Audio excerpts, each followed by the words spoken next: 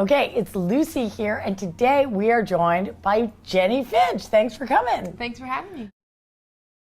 She is in New York to promote the Aquaphor New York City Triathlon, which I've done that race. I love that race, and you got to tell them, how did this happen? You're doing your first triathlon? I am. I'm so excited to be an Aquaphor brand ambassador and the opportunity to compete in the Aquaphor New York City Tri. So you'll have to give me some pointers. Well, first of all, I just smeared Aquaphor all over myself. I love Aquaphor because when you get a little cut or scrape and you put it on, what I understand is you don't scar, so it actually heals faster and you don't get that, scabby scar problem. Yeah, I use it for everything from my lips to my feet to my sports ball lines. Especially, I did the New York City Marathon a couple years ago, and that's when I really started using it for chafing purposes.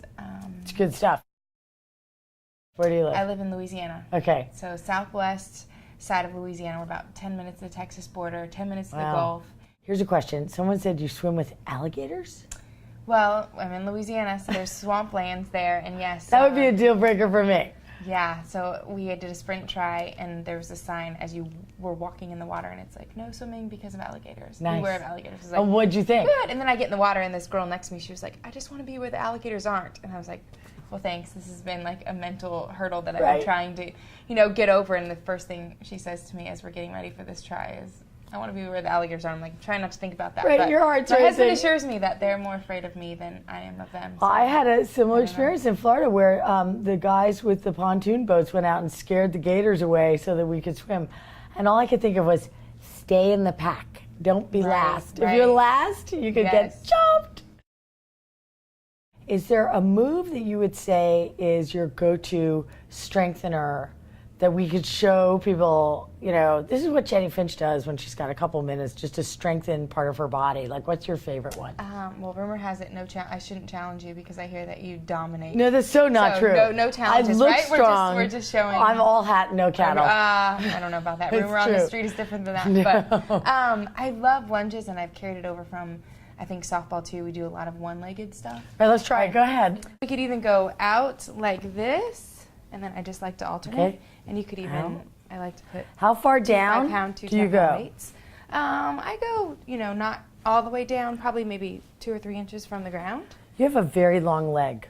She's stepping out like another foot extra. I think I have like a 9 inch. Now, the most important thing from what I've heard is that you don't let your knee get in front of the front of your foot. Is that right? Or your toe, yes. Right. You always so want you to keep that angle and your toe out. Nice right angles. Right. Okay, I'm feeling the burn right here. And what's great too is you add some weights and you can do a little curl to a press. Curl. And then back. To a press. To a press, yeah. Okay, I'm done. All right, well, good job on that. Thanks. All right, so sitting back down, literally, I'm breathless. What would you say to somebody who goes, I'm scared of biking? I would say go to an open area. There's lots of trails, parks. A lot of times parks where the speed limit's like 15 miles per hour and people are more aware. I found a mirror is key. Oh, a mirror is good, yeah. So sunglasses with a mirror on there so you can see what's behind you, which has been a lifesaver. Do you use that? I do. And at first it was more of a danger to me because I'm trying to look in this mirror and meanwhile I'm veering off the road. Right. Yeah.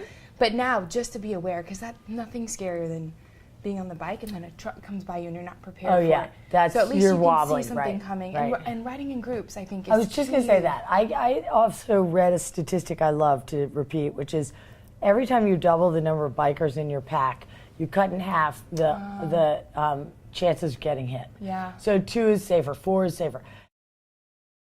Do you have a mantra? A mantra? Well, something that I started when I was young, it was dream and believe. So when I started signing autographs, I always told the kids, dream and believe, because they always want you to write something inspiring. And for me, that was what it's all about. It's having the dream and then believing in yourself. And you reached your goals with that? Totally, and I think we talked about this a lot. It's that self-doubt, and it's the dreams are there, but we don't have the belief in ourselves to get there. So it's a good combination of both, dream and believe. So dream and believe in yourself, and you'll reach your goals. Totally. So for someone who isn't a gold medal athlete, that might be dream that you're going to have a happy family, believe in the possibilities of 3 beautiful kids and a life that you're happy with. So, I love that because it applies to every part of your life. So that's a really good mantra. Thanks. All right, thank you. Thanks for coming. Thank you. We got a Thanks high for having five me. because it's 5 on 5.